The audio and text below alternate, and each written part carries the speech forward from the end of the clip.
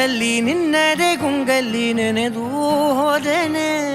ನನ್ನ ಎಚ್ಚರಗೊಳಿಸಿ ಇನ್ನೂ ಅಚ್ಚರಿ ಮೂಡಿಸಿ, ನನ್ನ ಕಣ್ತುಂಬುತ್ತ ಹಾಗೆ ಬಿಗಿದ ಪೂತ ಹೃದಯದ ಜೋಕಲಿ ತೂಗಿ ಬಿಡು. ಊರಲ್ಲಿ ಯಾರು